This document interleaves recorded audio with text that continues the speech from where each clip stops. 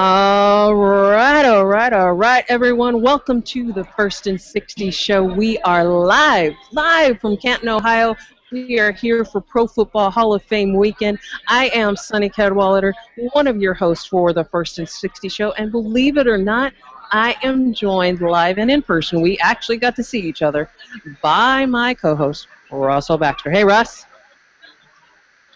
Hello, Sonny. You know, it's so funny. You and I met a couple of days ago at the airport. And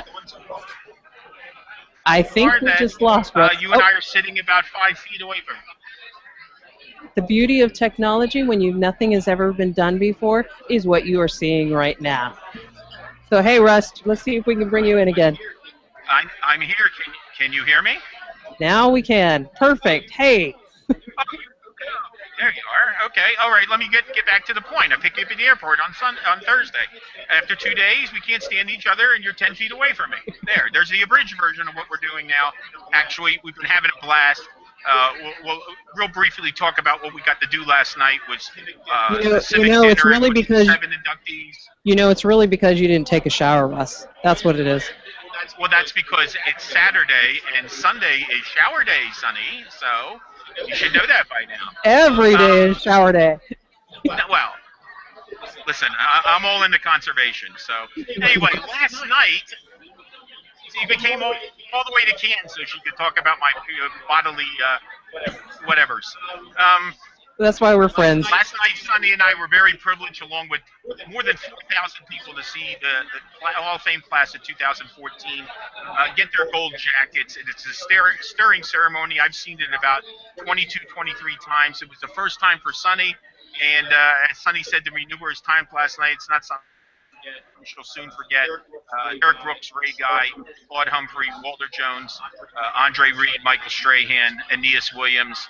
Tonight are the actual inductions at the stadium, and as much emotion as there was last night in the Civic Arena in downtown Canton, Ohio, will be even more so tonight at the stadium. It's a great event. I highly encourage football fans who've never been here to do it, but the bottom line is, we put an emphasis on First and 60 because this is a big first for a lot of us here. It's our first remote. It's Sonny's first time at the Hall of Fame, and I know it won't be the last. And our first guest today happened to be my draft Nick Polinich, who drove all the way from, Texas, Arizona? It actually was Michigan. To join us today. Nick, good to see you, sir. Oh, good to see you too, Russell. And actually, it's via north. I'm from Northeast Ohio, so I'm from these parts. So it's a good chance to come back. So it's nice to actually. Oh, come on. Nick, what were you expecting? We're at a restaurant with alcohol. There's bound to be booze. True. Okay? True. Lots of booze. Okay. Now, Nick, the beauty of working with Nick, and Nick and I used to work together for a number of years at ESPN. Nick's, such a versatile guy in terms of the world of sports. So we're going to talk to him a little about the Hall of Fame, but then we're also going to get to something that he really excels at, and that's college football, and in particular Ohio State. Because listen, we know where we are. We're in Ohio. Okay, we didn't come here to talk about Nebraska football. Okay, so Nick, first things first. With the Hall of Fame, you've been here before, like I have. What's one of your favorite memories from coming to Canton, besides doing the show today, of course? I've always just liked the whole. This is just one of my favorite weekends. This is like to kind of give you a little background. Even as like a child, when my parents used to say, "Where do you want to go in the summer?" They used to always give us a place to pick. I used to always pick the Hall of Fame. So I really can't even tell you a favorite part of this weekend. It's just the whole thing. I can come and spend the whole day, be it actually in the Hall of Fame. My first year here was 1988 when Alan Page, Jack Ham, Mike Ditka, and Fred Blittenkoff got inducted, and it was still on the front steps, and it's grown so much. So just to see how it's grown is crazy. So it's a good time. Like you said, seeing the inductions and seeing everything, how it's grown is just amazing. But it's still the kickoff of the football season. This is like, to me, this is our kickoff. This is like our national holiday.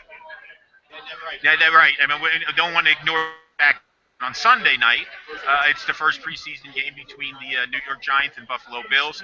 Very special game this year because Hall of Famers Harry Carson and Jim Kelly are the honorary captains, and Jim Kelly, and everybody knows what's been going on with him personally and so on.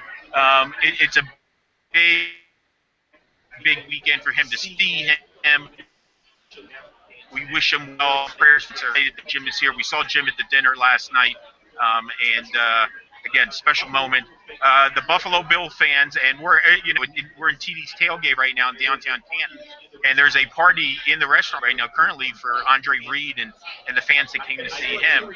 And I can assure you, there'll probably be a couple thousand Buffalo Bills fans here to cheer Andre Reed on. It'll be spectacular. All right, we did our pro football. Now we'll get to college football. And Nick, besides doing work on Pro Football Guru, more booze from Sonny. Besides doing college football and evaluating the draft for me on ProFootballGuru.com, which you did a great job. Nick specialized in Ohio State football. He's going to be doing some work this year for the site Fansided, which is a part of SI.com. And Nick, go ahead and talk to us a little about what we should be expecting from Fansided, as well as your pages this year. I'm gonna be writing for one of their sites that covers Ohio State. It's called ScarletandGame.com. I'm really excited. Actually, my first piece will be up this weekend. Football camp will be breaking on Monday for Ohio State. As always, there's a lot of expectations, but one of my first pieces will be kind of some of the areas that they need to kind of look to if they are to be one of to make the first playoffs, because this is the first year that there'll be an actual playoff in college football. So what are some of the areas that they need to key on? So that'll be a piece I'll have up this weekend. I'm excited about doing it. I mean, obviously, coming from this area, I mean, this is Ohio State football. I mean, Paul Brown got his start in Massillon. So there's a lot of roots. I mean, having been a person from Ohio, but I also pride myself as not just a person who writes the cheerleader piece either. So, but it's something, and football, as you know, is a big passion of mine. So it's a fun opportunity. I'm really looking forward to it, and should be a lot of fun. I'm really excited about it. Hang on, Russ. Oh, sure. I had a quick question for Nick. Last night when we were at the inductees dinner, we were able to talk to several Cantonites. And so I was asking him about Massillon, and I was quickly corrected to say, no. It was Canton-McKinley is much better than Massillon. So what's the real thing? What's the real story? That is one of the oldest, longest rivalries in high school football. It's very, very storied. It's very, very intense. The two stadiums, which Fawcett Stadium, which is where the Hall of Fame game, they're both very big stadiums. They play the high school football championships in Ohio. They split them between Massillon and Canton. They're two of the most storied programs in the state of Ohio. Bet on the game in Vegas. It's that big. I'm sure if you go to Massillon, they're going to tell you the exactly opposite what you heard last night in Canton. So there's some very big-time players. You know, Chris Spielman is from Massillon. Yeah. There's just a lot of great. Well, wasn't there? What was that movie? Players. What was that movie that was based? Wasn't there a movie based on Massillon? Yes, it was a documentary. It was Tiger. I can't remember, but it was very well done. It was really good. It's basically how, like, when the children are born, they're born with. They give them a football, and they give them a plastic football. It says Tigers, like the baby boys when they're born, and yeah, it's really cool. I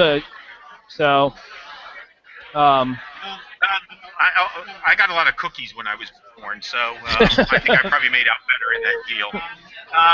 Let's just jump back to Ohio State. I am not a big college football follower. I am a big college football fan, but I do not know the sport like I do the NFL. Is there anybody on the Heisman watch when it comes to Ohio State this year?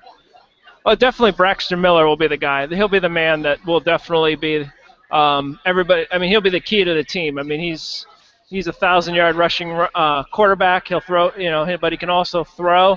This will be his 4th year as a starting quarterback.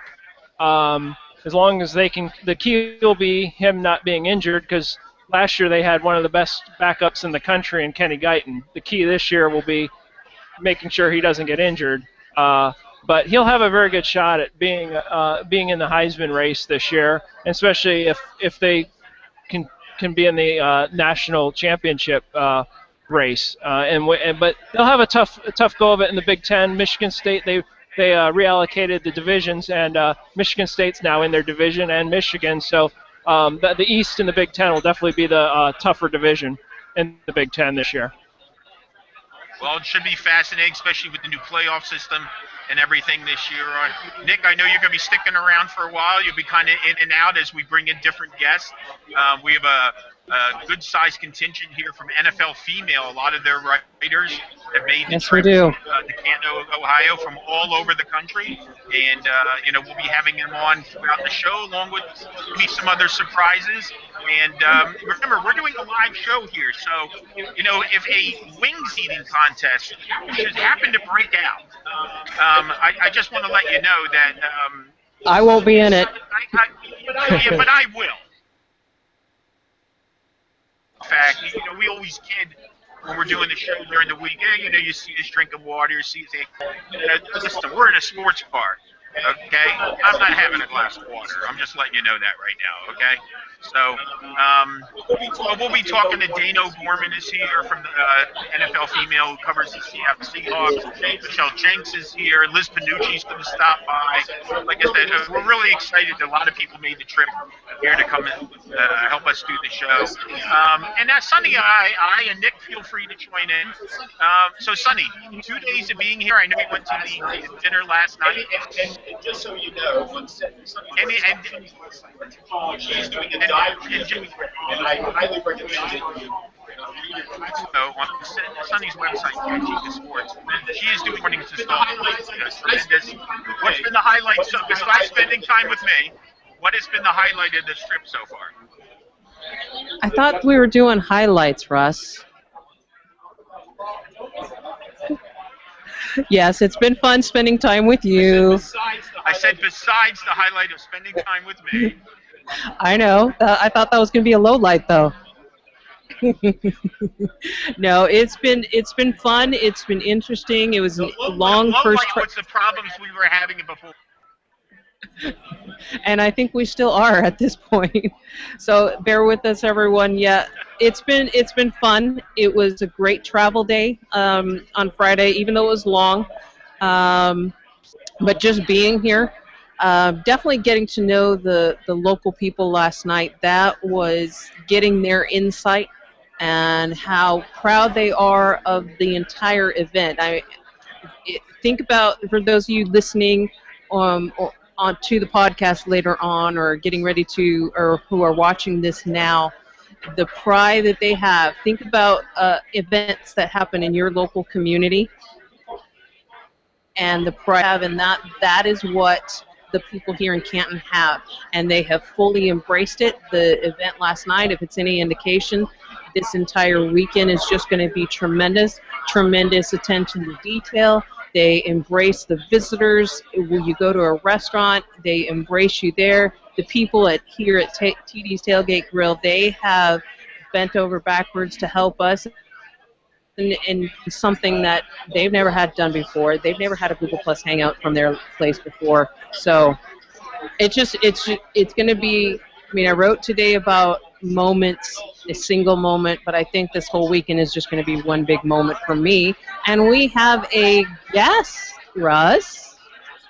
Yes, we have.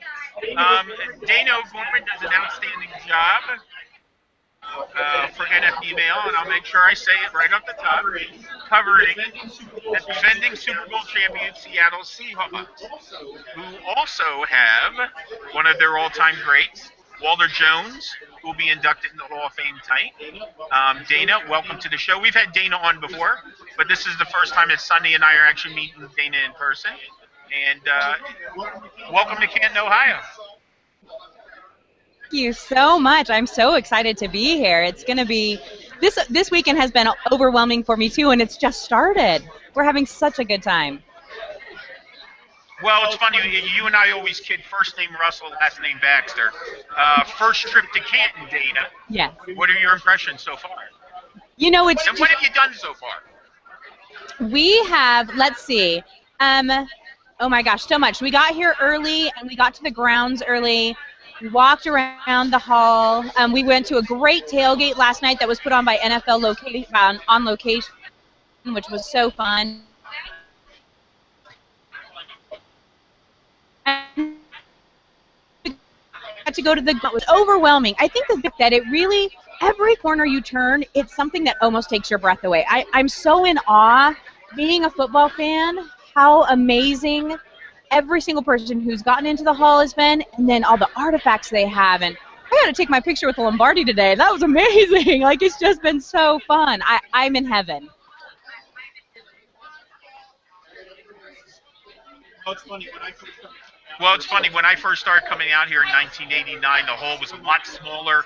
The ceremony was a lot smaller. They continue to expand this building. They just recently, in 2013, celebrated their 50th anniversary, and they just keep on advancing the ball and moving forward. New board members, new leaders, and so on. And it just shows you how proactive guys like Pete Fairley and Joe Horgan and other people on the staff have been, almost elevating the game of the game. And, a lot of people, it's funny, by the way, I always like to point this out to people, and it's not, not to be a nitpick or anything like that, but this is the Pro Football Hall of Fame. Many times you have people say the NFL Hall of Fame, but if you understand what they do, this is not run by the National Football League. This is a separate entity that is supported by the NFL, and they encompass a lot of different things. When they say history, I mean, there are parts of the National Football League or pro football that are not part of the National Football League. Obviously, like the CFL and the USFL, but for instance, the All-American Football Conference, which was the birthplace of the Cleveland Browns in the late 40s, Otto Graham, et cetera, et cetera. So those records are not included in the NFL record book. Those records are included in the Pro Football Hall of Fame. So it sounds like you're, it's a battle of semantics, but really it's a factual part of what the Pro Football Hall of Fame is. And once you get here and you get a chance to see everything that it encompasses, I mean, it's just, it is a history lesson. And I know you're expecting that, but it'll blow you away in some regards. All right, Walter Jones, the floor is yours, Dana. We got to see him last night. Sonny and I got a great view, and Sonny got a great picture in her piece today. When Walter was waiting to get his jacket, they stand up on the podium and then they walk through literally a gauntlet of Hall of Famers. And who is standing at the bottom of the steps for Walter Jones? Anthony Munoz. Wow. Okay?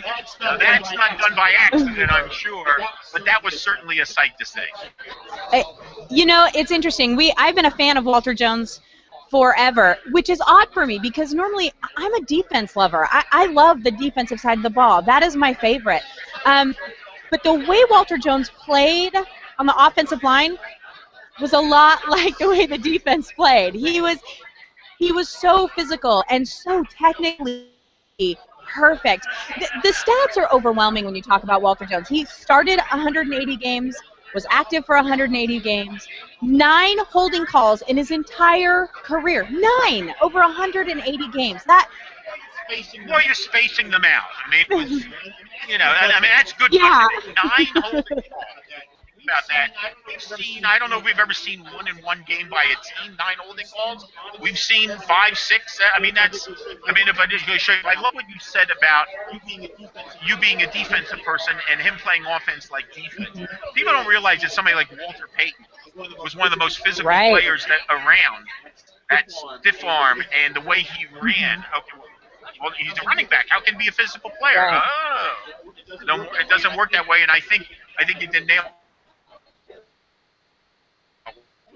Oh, absolutely. Just strong. First of all, the way he threw at some of those defensive line, he threw them like they were children on the ground. I mean, it was just amazing the way he played. You know, I loved the game and the way that I keep saying technical, but that's just what it was. He was a technically almost perfect player. Of course, no one's exactly perfect, but he was an amazing He player. had a great trunk, though, Dana. He had a great trunk.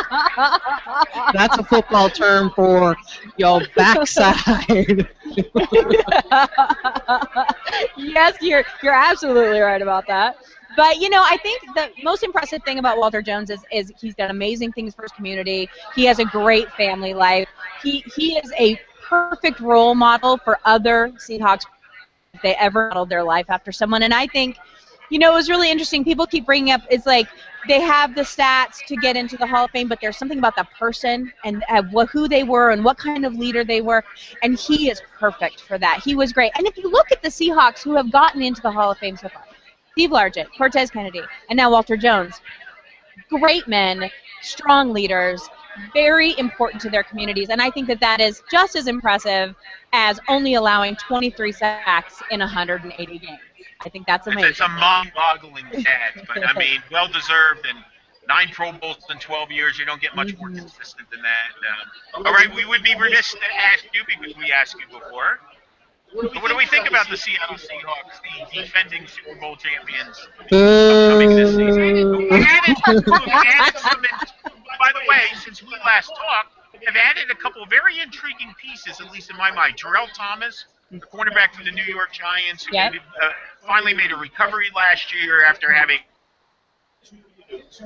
rough, very rough.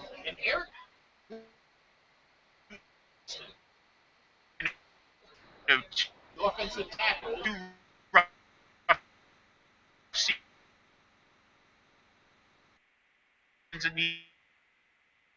Injury. And Eric,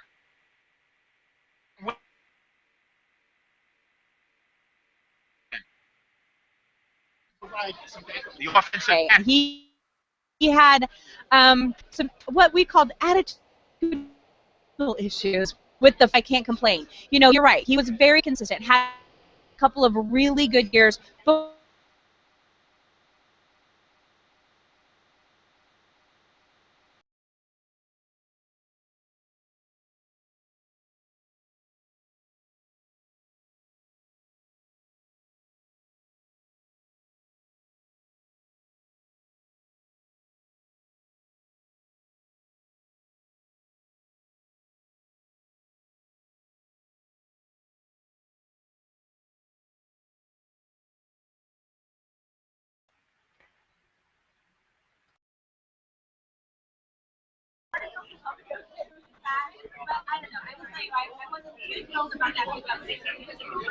I have no complaints. I do think that our biggest acquisition, I think Kevin Williams is going to be huge for us. I was thrilled when I saw that. He's a great vet, and I think that is going to be a nice addition for us in the rotation that the Seahawks do on defense. I think that'll be really good. For the team overall, for this coming up year, I have very high expectations for this team. We lost a few important players, but the way the Seahawks are built, we have the depth, and we have the talent that goes very deep into our second line, third line players, and so I'm not worried. The hunger level is definitely still there with the Seahawks, too. They want a return of a dynasty. They don't. It's been said over and over again.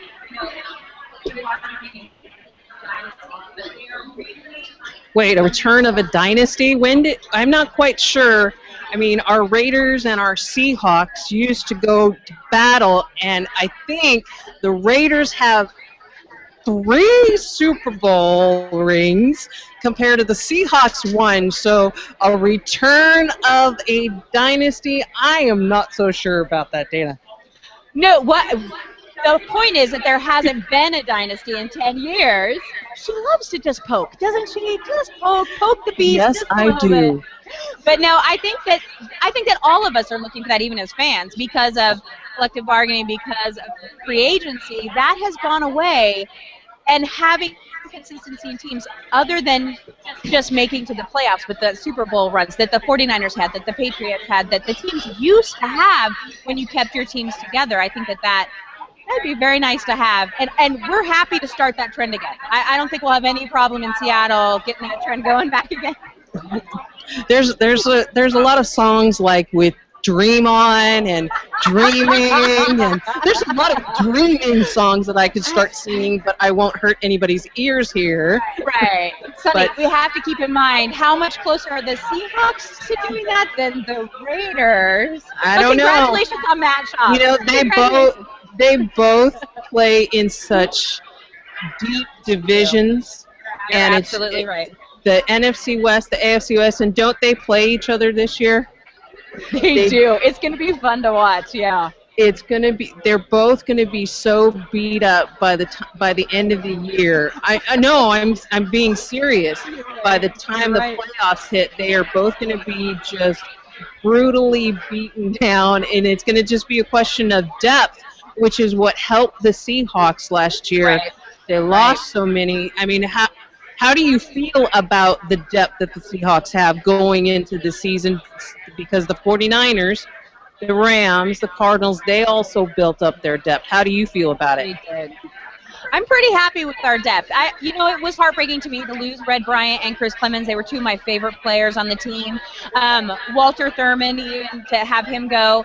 But the theory of next man up is true in Seattle. And even their third and fourth line could probably, third line definitely could maybe start on their teams. Our second level could definitely 3 years. And so they've been around for a while. They know the system. They know what's expected for them. And during practice, the Seahawks throw those players in with the first line offense, first line defense, depending on who they're playing against, a lot. And so I have good confidence. It's hard to argue with John Snyder's drafting techniques and the way that they run that team. It's worked for us so far. Now, can I guarantee that, we're going back to the Super Bowl? I'm not one of those fans. I know how hard this league is. I know how hard it is to get back there. But I'm very certain, is the best way to put it, that we'll break the trend of the Super Bowl champions not making it back to the playoffs. I can almost guarantee we'll break that trend this year.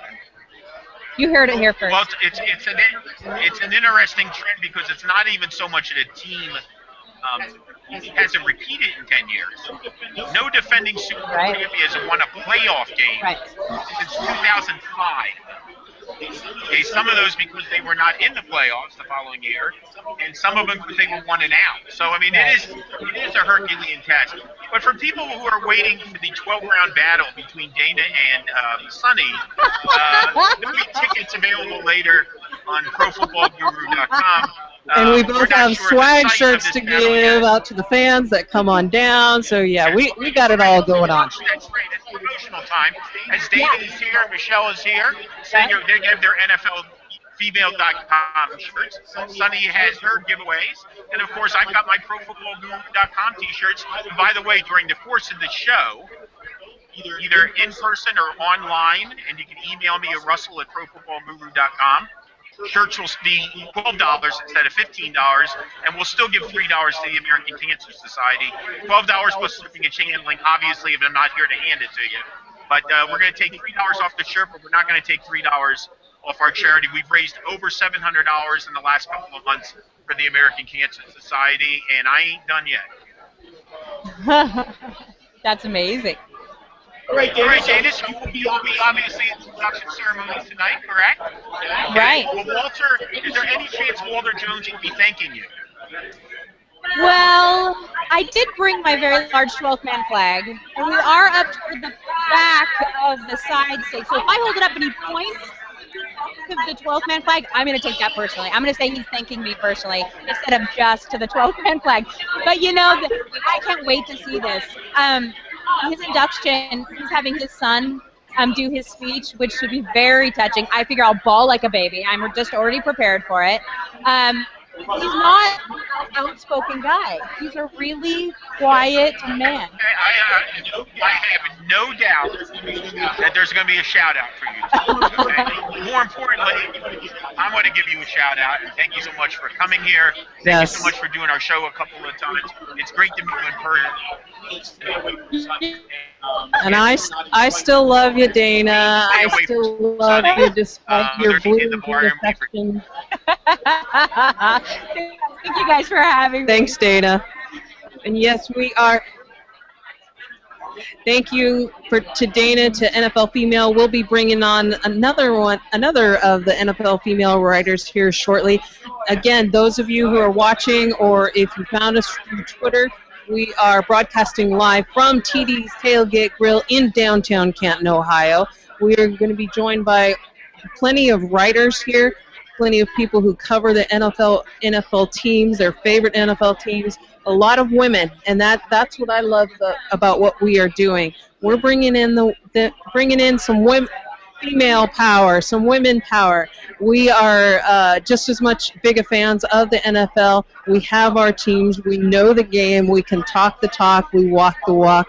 And so we're bringing a lot of them into the show today. If you happen to be watching, definitely come on down and find us here at TD's Tailgate Grill. Like I said, I have my swag. My Sports Mania swag. That's who I work for. I work for Sports Manias. It is the best app out there for your team. You download the app, you find your team's page, and you're going to get all the latest news from the beat writers, from the beat reporters about your team. And you will be in the know through the Sports Manias app. And I'm going to toss it to Russ because we got another guest. And yes, we do. Our NFL Female Parade will continue with Michelle Jenks. Michelle, it is great to meet you, and welcome to First and 60. Thank you guys for having me. It's so great to meet Mr. Russell Baxter. I've been following you on Twitter. I love all of the facts that you send me. Like I tweeted before, I love to wake up in the morning and know how many days I have left to football. I'm excited. This is the best time of the year. It's my goal in life to keep people informed. So, is this your first trip to Canton? This is my first trip to Canton. I've had a wonderful time so far. I got here yesterday.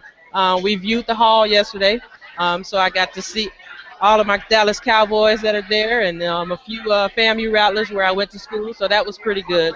I've enjoyed it so far. Oh my goodness.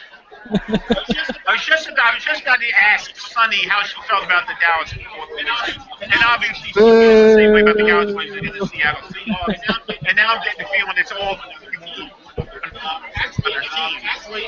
Actually, Jerry took a jab at Ohio State as well. So, yeah, Sunny.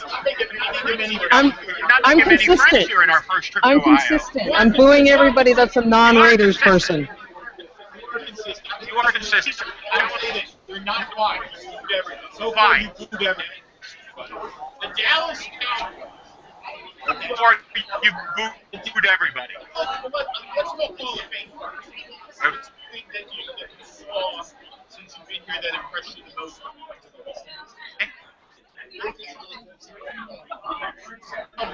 Dallas Cowboys. Wealth of information. I mean, I love to go back and see all of the years before I was born and the things that happened, the way the uniforms look, all of the information that they have in the Hall of Fame is so wonderful because most of the time we're in the Super Bowl era, so that's mostly what people think about. But a lot of times we don't think about the championships that happened before that. But there was one thing in there that was a board, and it had every single record for every team, all the way from the start up until the present. And I thought that was very impressive. I love that. And you get to see like which teams were like the first three teams, or the first two teams in the league and things like that. I thought that was wonderful. Also, the original franchise, like Well, it's the original franchise, like an Arizona Cardinals, who were the the Chicago Cardinals, or even further back than that. I mean, the Cardinals. We've seen this. The Chicago Cardinals, the St. Louis Cardinals, the Phoenix Cardinals, which are really still the Arizona Cardinals, and they go back again. The franchise originated in 1920. It's not a franchise that had a lot of success. The last title came in 1947. But you brought up a great point, because we did get caught up too much in the Super Bowl era. And there's been 94 seasons played in the NFL. Obviously 48, because we have 48 Super Bowl champions. That means 46 seasons were played before the Super Bowls, and those championships mean just as much. And I hear often people whether there weren't many teams. So what? Okay, I mean, you can pick all you want. Maybe there's too many teams. The game, you expect the game to evolve. To me, a championship is a championship, and where you have your share of Steeler fans. Well, we have the more Super Bowls. Well, Green Bay Packers have won 13 championships, and that's the team. That's still the standard as far as I'm concerned. That would be like saying, well, I'm not going to count the New York Yankees titles. Well, and that's what I was about to say. Well, it's possible to do. Yeah, and that's what I was about to say. It only matters. The only time it doesn't matter is when you're arguing about who won the most Super Bowls. So. Yeah. Well, talk to me. Now we'll talk a little Dallas Cowboys here. And listen, we talked about Sonny being consistent. The Cowboys have been consistent. 3 years in a row, 8-8. A chance to win the division, the final game of the season. I've lost 3 years in a row. What are you expecting this year? I know there's been a lot of talk about their defense. No Sean Lee, who's out for the year.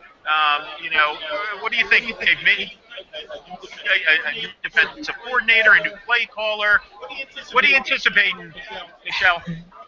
It's always so hard to think about the Cowboys, because I tell people, a lot of people always say, why do Cowboy fans always think you're going to the Super Bowl? And I always say, well, we don't really think we're going, but that's just our expectations. But really, I'm looking at probably the same thing. I think the Cowboys will always be somewhere between 7-9 and 10-6. We haven't gotten to the 10-6 yet. That could possibly happen. That would depend on how much we run the ball and how well. I say that when we had a defense that was last year and probably somewhere 4 years. We have 3 offensive coordinators on the staff. We have 2 defensive coordinators. We're losing players on defense as we go. But I still think when you look at that defense last year, we were able to go 8-8. We make it every year in our division to the last game of the season. One more game and we win the division. I still think they can win the division. I still think they will go to the last game of the season and have a shot to win this division. But that depends on the health of Tony Romo, and that also depends on how much we run the ball. If we can run the ball more, we will be much more successful, because we have to control the clock and keep our defense off the field. And if we can do that, I think we can pull a 9-7 out of the season. And you were standing right there, Michelle, when I was talking to Dana about the whole dreaming songs, Dream On, Dreaming from Vanessa Williams. All of those songs will be the Cowboys as long as Tony Romo is the quarterback. But it's not all Tony Romo. I mean, the offensive line has gotten better. I love the pick that we did to get the offensive lineman. The offensive line is better. If they run the ball, and that's a big if. I think that is the biggest if of the entire conversation. If we run the ball. Now, we brought on another offensive coordinator. We have 3 guys who call plays. Somebody has to call running plays. I watched the first day of training camp. That's all they ran in training camp. So, well, let me correct you for a second. That would be 4 people who call plays if you include Jerry Jones. Okay. Exactly. And Jerry always calls. Jerry calls the plays at the end of the season. That's where we get to the point. Run over there. Yeah, let me ask you, big if. So, let me ask you this, Michelle: are you tired of Jerry Jones as your owner, or because of he's willing to spend the money? Are you glad he's your owner? I am so over Jerry Jones being the owner. First of all, let me just say this. Jerry Jones, there's nothing Jerry Jones can do to win me, because he lost me when he fired Tom Landry. I have not forgotten over that. And then I'm a big Miami Hurricane fan because I'm from Miami. And so naturally I love Jimmy Johnson. Then he fires Jimmy Johnson. Flash me to you. Nothing he can do. I mean, That's right. It's all about the youth. So I agree with you about Ohio State if you booed them. See, Nick, she's not an Ohio State fan either, Nick. I didn't know what you were doing there, Sonny. I thought we were going to play paper football. No, Yeah, it's Jerry. you got to flash the U. That's not that I. Although I flashed it, that was just for visual purposes only. I am not a Miami Hurricanes fan. Arizona State and Arizona Wildcats are my teams, Michelle. My teams. Pac-12 football, where real football, real offense is played. Offense. Defense wins championships. Defense. I believe there's a few Arizona State guys and Arizona guys in the Hall of Fame. Both of you. I don't want to interrupt you here. I just got some breaking news. After listening to the show for 40 minutes, Sonny Cadwallader has been asked to leave the state of Ohio. Okay? I'm not sure if we're going to have to do this. So we're going to rename the show Last in 60 because Sonny won't be back.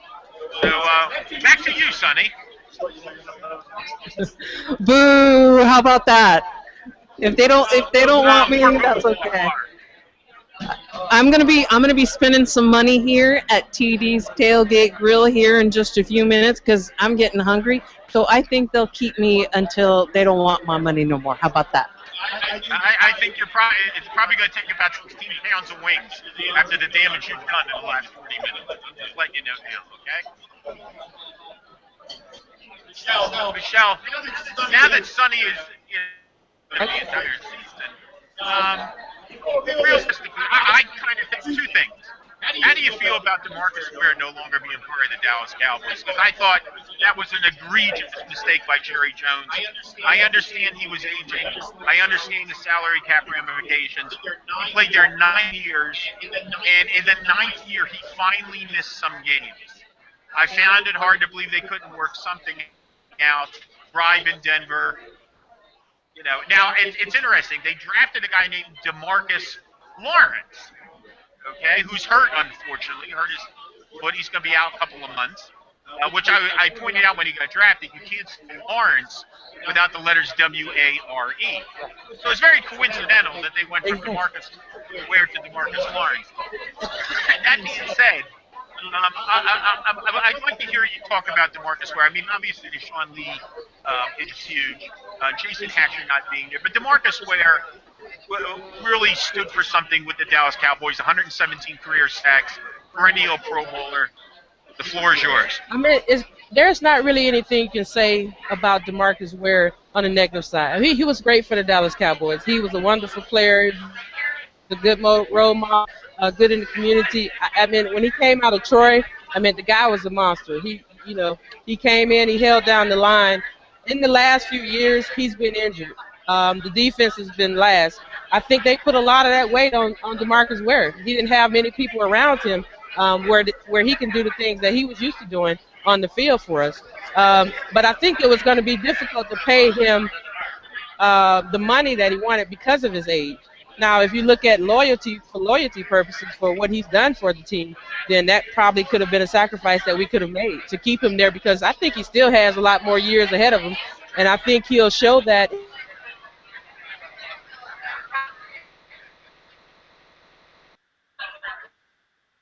everything doesn't fall on him. I think Hatcher lost. I think overall, Dagger on years we had where Greer was great, but where were we going with him? I mean, the defense was last, and then they've been bad the last years. And I think that's what they just said. Let's just revamp. Let's start over. And then the problem with Sean Lee is it's a big loss, but not as big as it seems because he hasn't. We're used to having a season without him being on the field. The problem is can Justin Durant and those guys and Holloman and all those guys fill his shoes and do the things that he gave us in the 8 games or 10 games that he played in.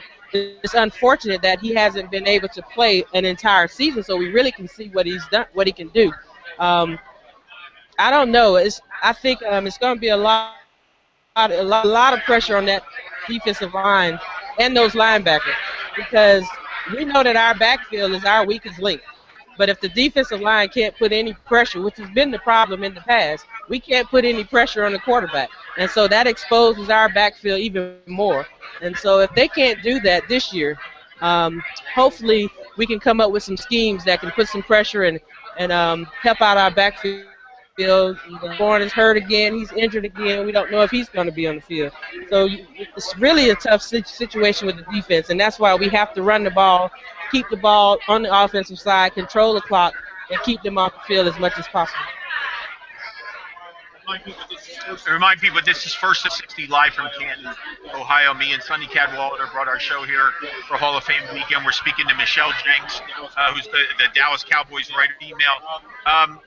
You're speaking to my heart here when you're talking about the running game. Tomorrow, Murray might have had the quietest 1,100 total. And I know that encompasses a lot of years. But the Cowboys as a team were 24th in rushing last year. The year before, they were 31st. They seemed determined to Tony Romo to carry the football team. I'm probably preaching to the choir. How do they solve that? I mean, again, if you go back to the years when the Cowboys were successful, we've never been a passing team. We have a balanced attack. When we won those 3 championships, Emmitt Smith carried the ball about 30 times a game. That's what we did. We ran the ball for first downs. We ran on third down a lot of times in the years. Troy Aikman never had to carry this team. He always had Emmitt. Offensive line was inspired by the story that they did on the Cowboys offensive line of old.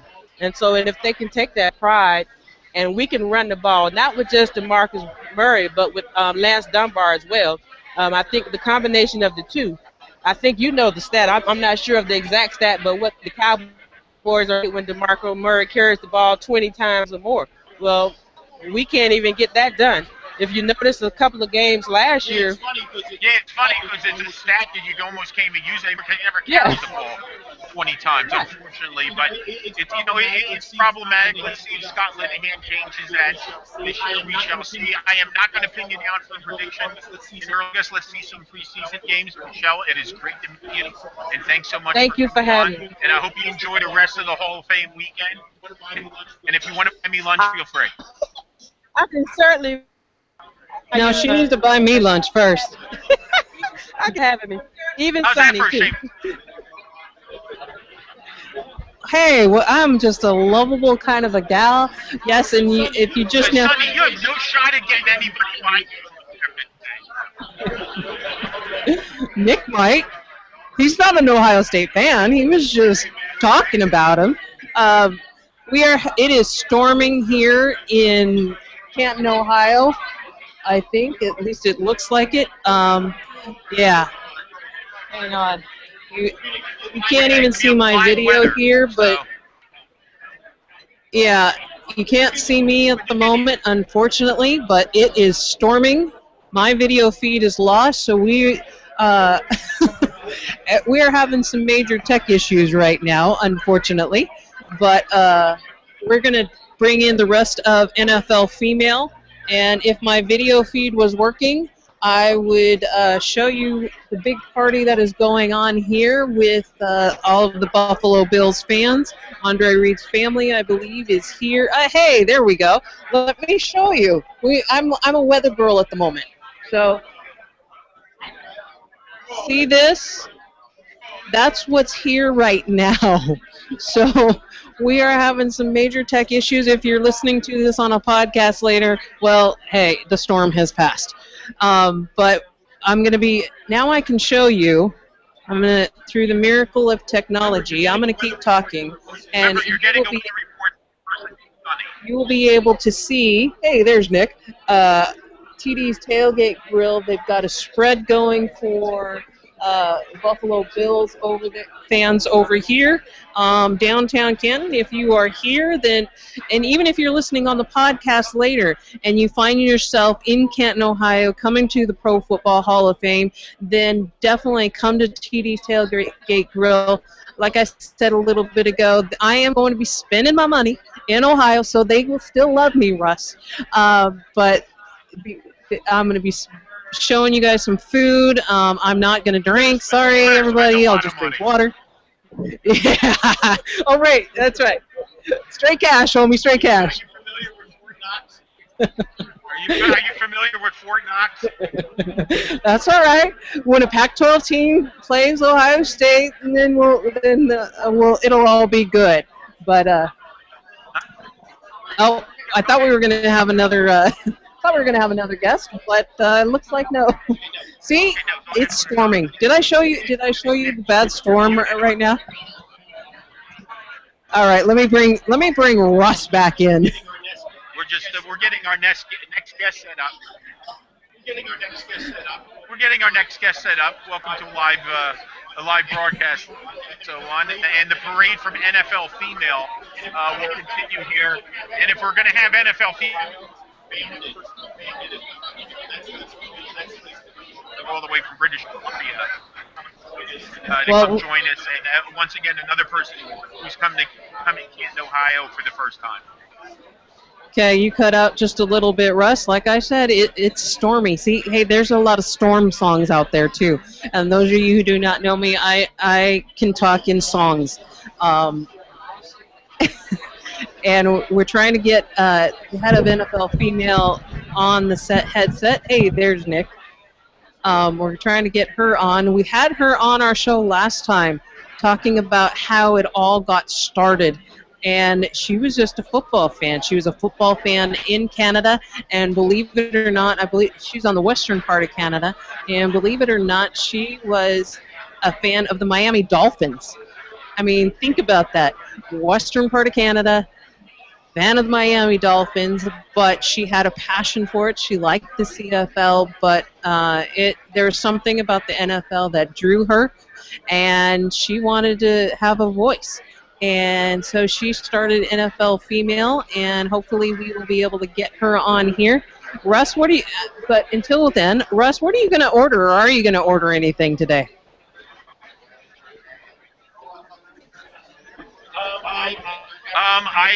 After looking at the menu, I decided on the left side to the right side. So there might be a few leftovers, but I like to have a balanced meal. So I make sure all the food groups are represented. Brown, green, red, blue, etc. So listen, we had a chance to have the wings yesterday. They were pretty damn good.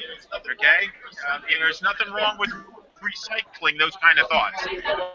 I missed out on the wings. What are you going to have, by the way?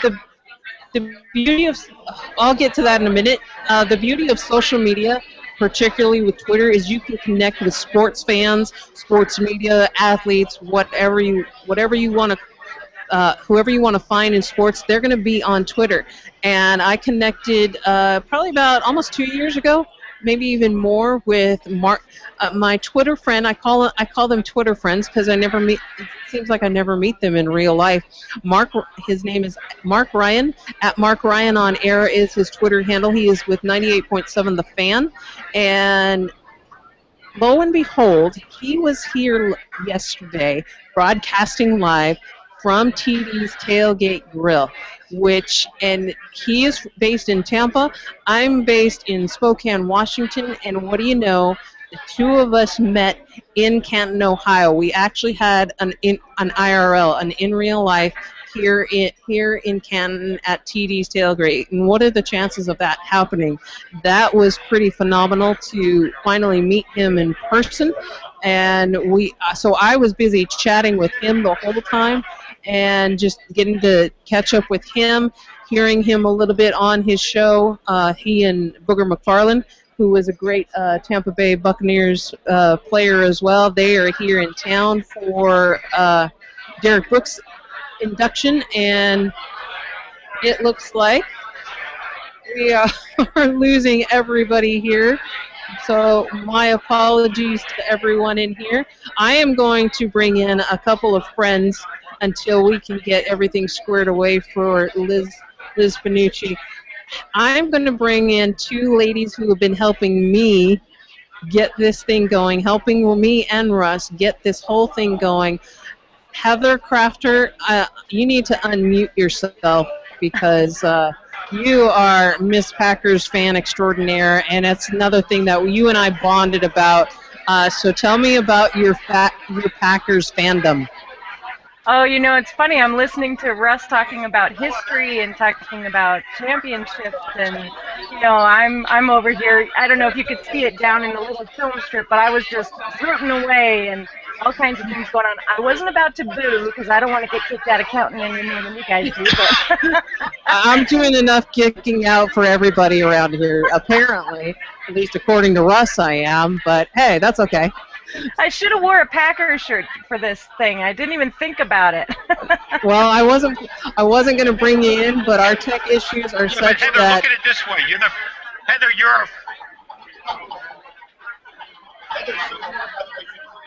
Heather, so far, by the way, you're the first guest that's come on that hasn't been booed. Yes, of course. Ain't no booing when Heather's on. How are we doing over there, Nick? Are you able to get the feed? It does not look like it. I don't think we're going to get Nick. What we might be able to do is, Russ, can you keep talking, and I'm going to see if I can switch out headphones, and they might just have to come over on mine. Keep talking. Gee, what a novel concept that would be. As I alluded to, we have Dana and Sonny who are making this trip for the first time. For me, I've been coming here pretty regularly since 1989. The first year I came, attended the Hall of Fame ceremonies, like Nick alluded to earlier, they were still being held on the steps of the hall. They were held on Saturday morning, roughly about 11 a.m., 11:30 a.m. After the ceremonies were over and the speeches were over, you went over to the stadium, and the Hall of Fame game aired on ABC. Started about 2:30 in the afternoon. The first year I came, it was the Washington Redskins and the Buffalo Bills. The Bills were coming off a season in which they had lost the AFC title game to the Cincinnati Bengals. The Redskins were a couple years removed from their second Super Bowl title, Super Bowl 22. But a team with changes, they would not make the playoffs in '89. Fell a little short. The Bills would return to the playoffs, and then shortly after that, make that run of the 4 straight Super Bowls. But back to the class of which I saw, which was Art Shell, the great Raiders tackle, Willie Wood, the phenomenal safety for the Green Bay Packers, and 2 members of the Pittsburgh Steelers, Mel Blount, cornerback, who, when you see him to this day, looks like he could still play football. Okay, he went into the Hall in 1989. He last played 31 years ago, but a physical specimen, none.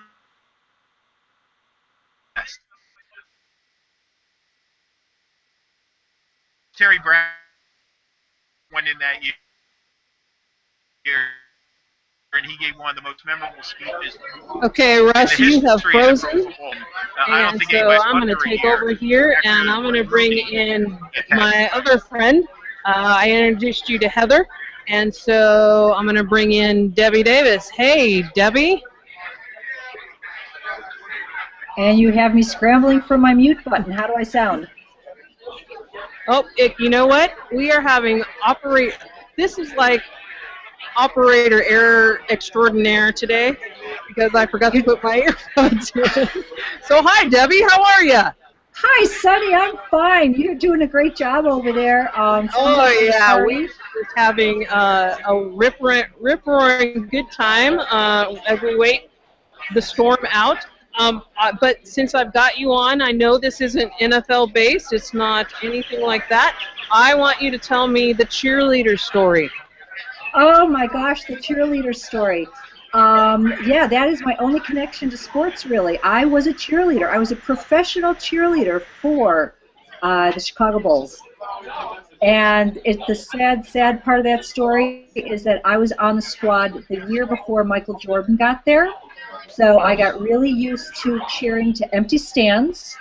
Oh, and Yeah, our stands had about 5,000 people in it usually, which is nothing compared to what they got once Jordan got on the team. Yes. So, yeah, so NFL cheerleader. I was also on the last squad that wore a cheerleading outfit that was actually the traditional sweater and skirt and boots. Now they wear midriff stuff.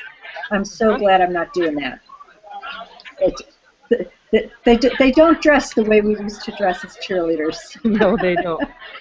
Okay, Russ, it looks like you are back, so I'm going to let you take over while I continue to work on these tech issues. I am here.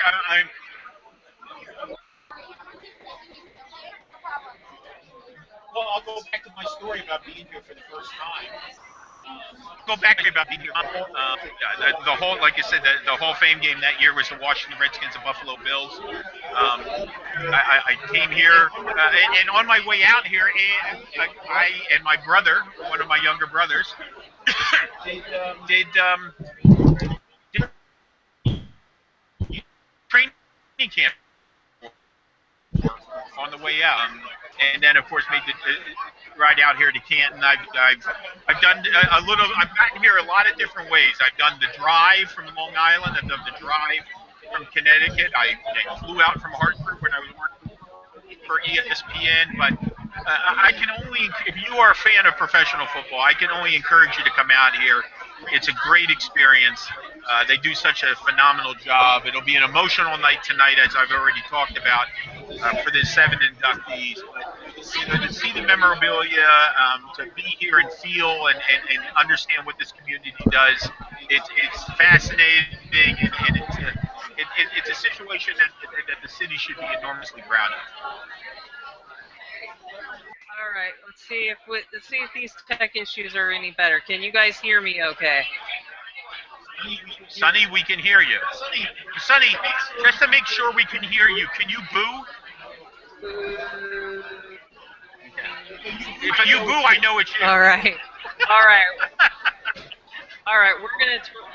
I'm switching this up to see if we can't make sure. Since I'm on a landline, we're gonna make sure, see if we can't make sure we get more of the NFL female gals onto the show.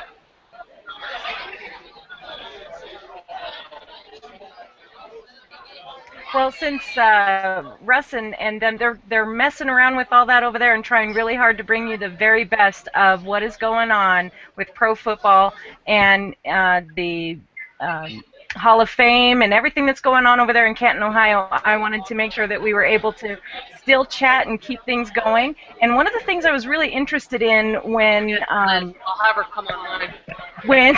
One of the things I was really interested in when Russ was talking, I think it was with Dana, about the difference between the NFL and Pro Football League. So that was kind of interesting to me, and maybe it's not Pro Football League. I wanted to ask Russ that when we get a chance to talk to him again. But I wanted to know more about those differences. Hopefully we'll be able to hear that, because that was quite interesting to me. I've made the mistake of calling it the National Football League Hall of Fame, and I wanted that clarification. So, Russ, are you back, and can you help me with that? Yes, I am back, and it's very easy to explain. The first year the Pro Football Hall of Fame opened was 1963. There have now been 52 classes. But and the NFL was not first called the NFL when it opened in 1920, but of course it has now been grandfathered in as the NFL, and the NFL has had 94 seasons going on its 95th season. But there were leagues along the way that were formed as professional football teams just to make it as successfully and eventually folded. And the Pro Football Hall of Fame recognizes all of those leagues. Now, the one thing that they do, which is a little different, because the NFL does recognize it, because 3 leagues that are in the league now, the Cleveland Browns, the San Francisco 49ers, and the Indianapolis Colts, at the time the Baltimore Colts, all came from that league. Now, in the course of NFL records, the NFL does not recognize the 4 years from 1946 to 49. So the Cleveland Browns, who, by the way, won the championship all 4 years in the AAFC, have 4 NFL titles. They have 8 professional NFL titles, but the league had its own champions from 46 to 49. Now, I know the first thing people are going to ask is, what about the American Football League? Well, that was a different situation. That was a merger, okay? And part of the merger agreement was that all records from the AFL from 1960 to 69, which is 10 years the league was around, would be recognized by the NFL. So and there are some records that were established in the AFL from 60 to 69 and are considered NFL records and have yet to be broken. So that's really the big difference. So again, you remember, this is the Pro Football Hall of Fame, and it's not run by the NFL. It is supported by the NFL. But we're all winners here because it's all professional football.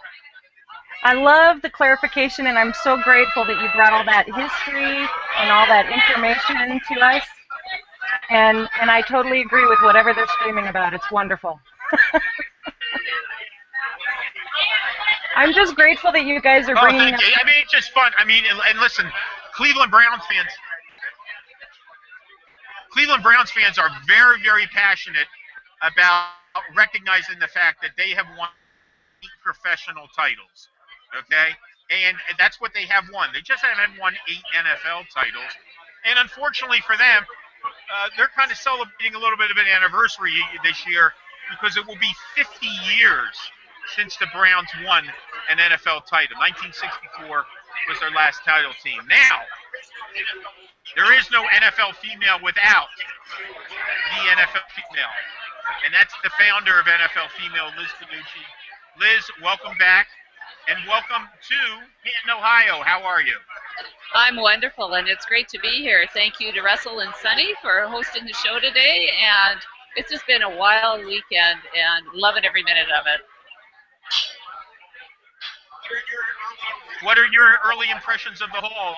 You have and toured the hall so far?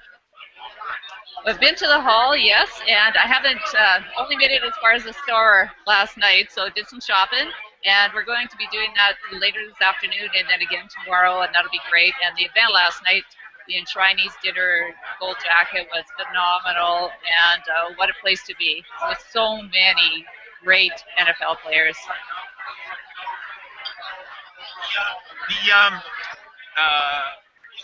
Is there a certain class member? Now, we obviously know Dana is here to cheer on Walter Jones, and some of the other people are here to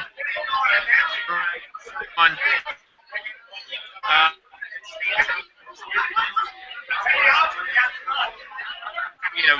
Certain inductees. Is there any one inductee that? Is there any certain inductee that? I'm not sure about that. Claude Humphrey was really passionate about being up on the stage and really enjoying the moment, and that was so great to see. Ray Guy, phenomenal, and he just made it so great for any punters out there in the world to have goals and dreams and accomplish those. So the whole night, everything was just so amazing, and to just see those gold jackets slide on in person, that was a big moment, really big moment for me.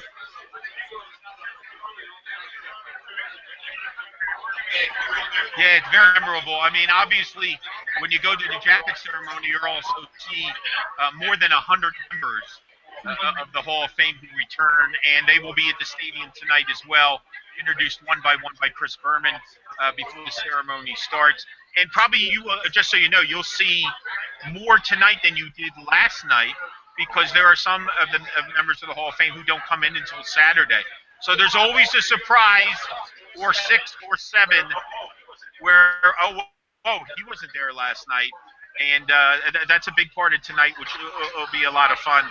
I know, obviously, you noticed, especially noticed from last night, being at the ceremony, sons giving the jacket to their fathers, a daughter giving the jacket to her father. Family is a very big part of this. Is that something that you sensed pretty immediately last night? I missed that last sentence there, Russell. is the family aspect of the Hall of Fame, was that something you felt being at the ceremony last night?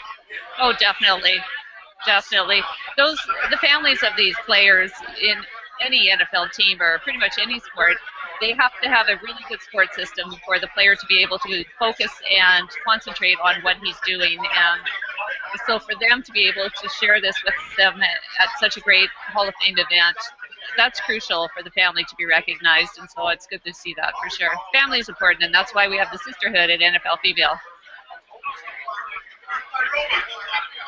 There's no doubt about it. I mean, I love the fact that, you're not only here, but so many of your members have made the trip as well. Obviously, for a first time. I mean, for people who are not familiar with NFL Female, I highly recommend that you check out Liz's site. I've been fortunate enough to do some pieces with them in the last 3 or 4 months, almost combination pieces. And we basically ask the women a question. It's we have some fun with it. What's your favorite food to eat at a football game? Or a question like we asked Gascon, which was of any member, any man who is eligible to be in the Pro Football Fame from your team and hasn't gotten, who would you like to see go in? And obviously the answers were smart, passionate, and it made for a really fun piece. And you get so many different perspectives because you're getting it from all 32 teams for the most part.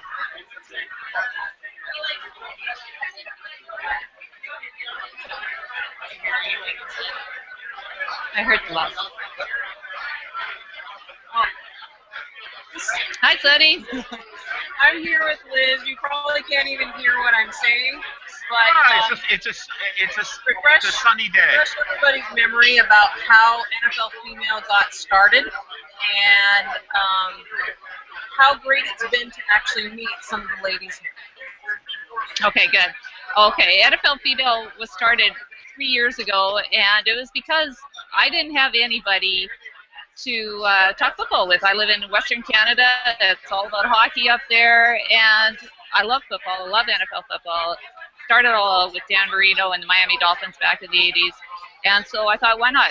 Why not give it a whirl and see what's going on? So started it up and got on social media and found these wonderful, wonderful ladies, and this weekend is the first time I have ever met any of them, and the best part is that it's just like having high school friends that you haven't seen in a long time, and you just pick right up where you left off, and that's what it's been like for this weekend. And we've decided to make this an annual event for sure and have a sisterhood gathering, and it's really a ton of fun.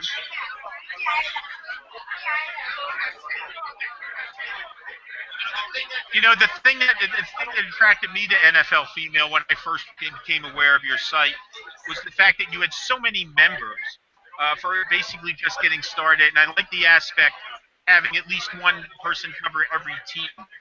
So you get 32 different, and in your case, you get more than 32 different opinions. You get 40 or a number. Some of you have reporters for some teams where you have at least 2 reporters covering teams or writing about teams. I'm sure we're going to be talking Super Bowl prediction somewhere on NFL Female, maybe for our next piece and so on. But I'm a big person in terms of watching people enjoy doing something and being then fortunate enough to either get it in print or even more fortunate to turn it into a career. I'm one of those people who was able to turn it into a career. But more importantly, the passion that you see with NFL Female, the writing, you guys really do a terrific job, covering your teams. There's such a pride element in the work of you and your writers, Liz. I wonder if you could speak about that a little.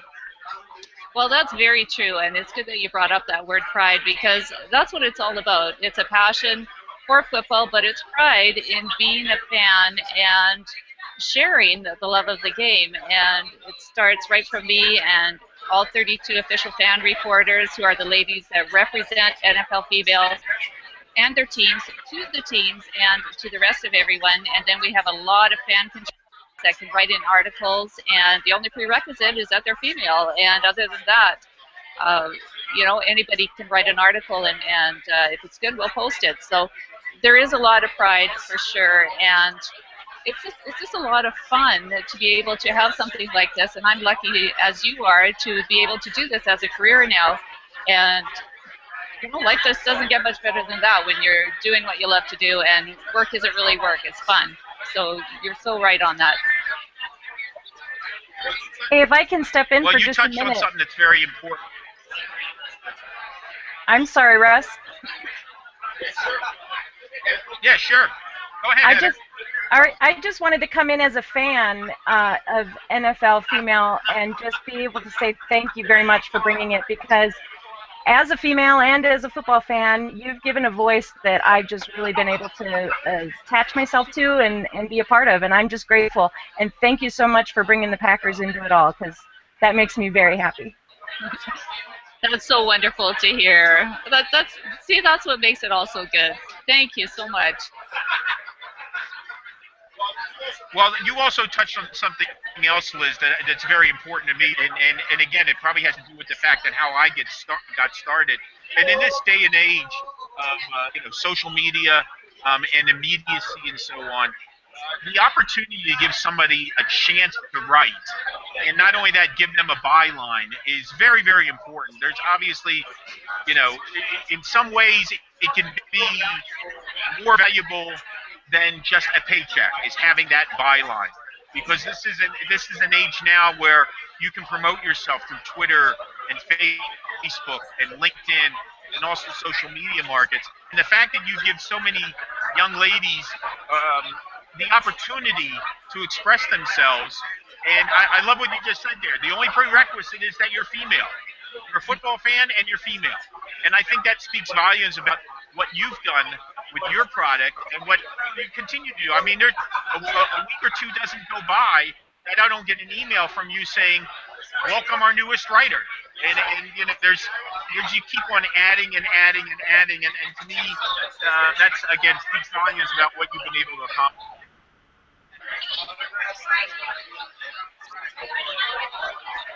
Yeah, we do get a lot of new writers, and it's so great. And they come from all over the world too. We have them in the UK, we have them in Brazil, and there's a Green Bay Packers fan in Australia. She's phenomenal, and it's just so wild to realize that there are female NFL fans around the world who love the game and are willing to share about it, and they really feel a part of the NFL world when they get the chance to do it. And I love the fact that NFL Female provides that for them.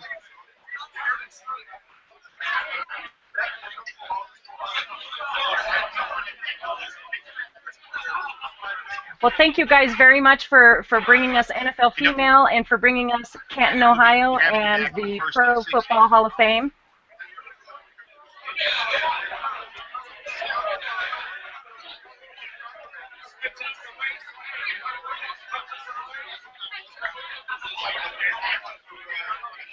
Liz, Well, I on want behalf to of thank NFL you Female, for coming on here again, and on behalf of NFL Female, I want to say thank you to everybody and enjoy the season. Get a hold of us, have fun with us online, and send us your articles. Just send me a quick DM, and we'll get you writing. All right. Thank you, everyone. Enjoy the Hall of Fame weekend. Got it. Thanks, Liz. It's great to have you and your staff on. Listen, we had a lot of fun here so far today. We'll be wrapping up shortly. A little stormy outside, and hopefully that doesn't put a damper on tonight's ceremonies. Again, we're here for the Pro Football Hall of Fame class of 2014. Aeneas Williams, Dick Brooks, Michael Strahan, Ray Guy, Humphrey. Just tonight, a class of seven very deserved members, and it'll be an exciting time tonight, no matter where it's going to be. Sometimes they have to make contingency plans to move something if the weather is very, very intense. tents. But there'll be a huge crowd at Fawcett Stadium tonight. Sunny and I will be attending the event, and we're both looking forward to it. For her, it'll be the first time attending, like a jacket ceremony last night. It'll be the first time she'll be attending the event tonight. Sunny, as we start to put a wrap on our show today, any thoughts about what Dean and her? All right. I don't know. Does this look good with the shades and the headphones and stuff like that? I don't think so. But I can't put my shades on because it's doing nothing but storming outside. We're going to try and bring on 2 more of the NFL female writers. We're going to have to keep it short and sweet, but we want to get all of the ladies that showed up here at TD's Tailgate Grill here in downtown Canton. We are going to try and get them on as quickly as possible, but we want to give them time. I think it's a gal from Cleveland who covers Cleveland, and there's a gal from who covers the Tennessee Titans. You know what? We might just have to end this, I think. Or we'll just keep on bringing Heather in. So Heather, start thinking of your questions now, and let's see what happens with that. And Russ, why don't you try changing to your other headset, see if that works. Well, Heather? I'm loving and enjoying the fact that First and has these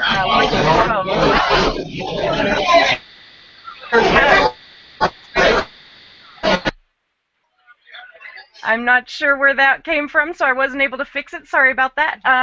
Just, wanting to just thank you guys for bringing us the backstage pass, if you will, to First and 60 and being able to hang out there in Canton, Ohio. I'm sitting here in my home, if you would believe this, and it's like I'm in Canton, Ohio, because I can hear all of the fun they're having there at TD's Bar and Grill. And I mean, it's a tailgate grill. That's what I meant to say, TD's Tailgate Grill. And they're having a great time there. Take a look. Just take a look. You can see everything behind me. There's a big spread right behind Russ, and it's just filled with predominantly Buffalo Bills fans, all associated with, see? Bills fans. There we go. I love it. That's great. You know what's the best part about this? What's that? I know you were doing the booze earlier, Sonny, but here's what I'm going to say. It's the NFL. It's pro football. Everybody wins. I'm loving it. It's a great big tailgate party over there, and that's what football's all about, it seems to me. You're muted at the moment, Russ, if you're trying to get back in. But yeah, we are, I think we're going to have to end.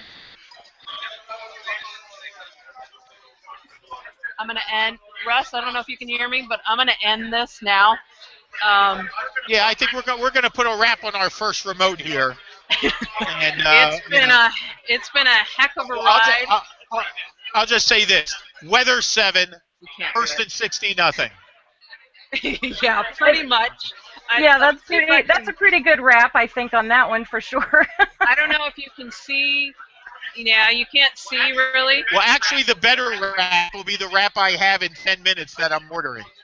Well, I'm gonna be ordering a burger, and you know what it's gonna have on it? It's gonna have bacon, because everything is better with bacon on it. We're gonna try and say hello to some of these Buffalo Bills fans. We're definitely gonna connect with NFL Female. My sincerest thanks to Debbie Davis. She is Deb Drive on Twitter. My dearest thanks to Heather Crafter. Craft Shack, I believe, is the Twitter handle. KRAAFTSHAAK. You got it, girlfriend. All right. They are on Twitter. Please follow and connect with Russ. He is at ProFootballGuru.com. He also writes for Bleacher Report, Fansided, you name it. He's writing on it. Follow him on Twitter at Bax Football Guru. Check him out also on Facebook, Pro Football Guru. I am Cad Chica. Just Google Cad Chica, CADCHICA. You'll find me everywhere as well. Thank you, everyone. It's been a real experience broadcasting live the power of technology wins, and we thank you, everyone, and we'll talk to you next time. Thanks, everyone.